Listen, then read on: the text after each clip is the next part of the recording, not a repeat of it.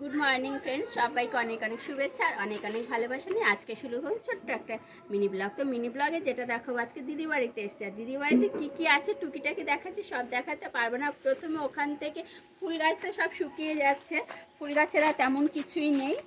এই যে গাঁদা ফুল গাছগুলো, এইদিকে দেখো কামরাঙা গাছ, আর এই যে এটা মনে হয় ইয়ে ছিল, কী বলে, কলমের গাছ না, জামরুল গাছটা বোধ হয় কলমের গাছ, ফুল এসেছে।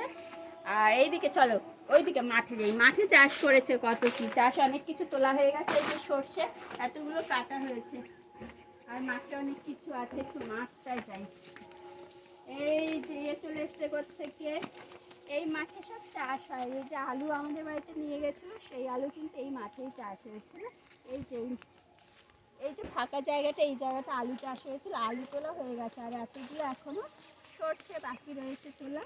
বলছে আজকে বিকেলে নাকি এগুলো কাটবে, দেখা যাক বিকেলে অবধি কাটবো কিনা।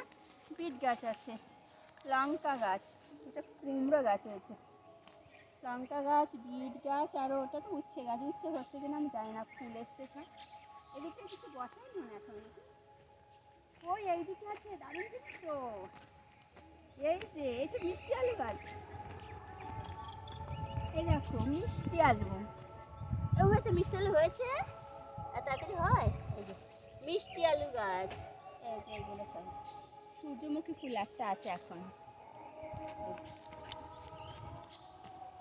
সূর্য তো এখন কোন দিকে? ও আচ্ছা, সূর্য দিকে ঘুরছে না কেন? তা কি সুন্দর লাগছে সূর্যমুখী ফুলটা, দারুণ লাগছে কিন্তু। আর এইগুলোতে এখনো আলু হয়নি, এটা ফুটবে, সবে কুড়ি হয়েছে। এই একটা তো হয়েছে, এটা তো আমি জাস্ট মনে হয় সৌন্দর্যের জন্য বসিয়েছে, তো তেলের জন্য নয়, কারণ তেলের জন্য বসাতে হলে অনেক গাছ বসাতে হয়।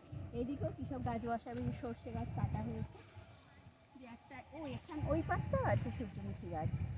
বেশ ভালো লাগে, মাঠে চাষ করলে কিন্তু সেই সব সবজি বেশ ভালো হয়, কারণ মাঠের মাটিটাই আলাদা হয়। আর ওই দিকে আছে, ওই দিকটা, ওই বাগানটা আমার, মানে আমার কাকাতো বোনের ওই বাগানটা, আর এটা আমার দিদি।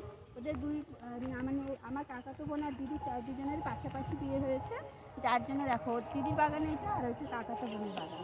তাদের বাগানও আছে, যে ভুট্টা গাছটা সব বসিয়েছে, ওপাশেও আছে অনেক কিছু, বেগুন গাছ, ভুট্টা গাছ প্রচুর আছে। তো বেশ ভালো লাগলো না গ্রামের বাড়িতে এসে এরকম যদি বাগান, তাও যদি সবজি বাগান হয়, বেশ কিন্তু ভালো লাগে। আমারও সেই ভালো লাগাটা তোমাদের সাথে শেয়ার করলাম। তো আজকের মতো মিনি ব্লগটা এখানেই শেষ করছি, দেখা হবে আবার পরের ব্লগে।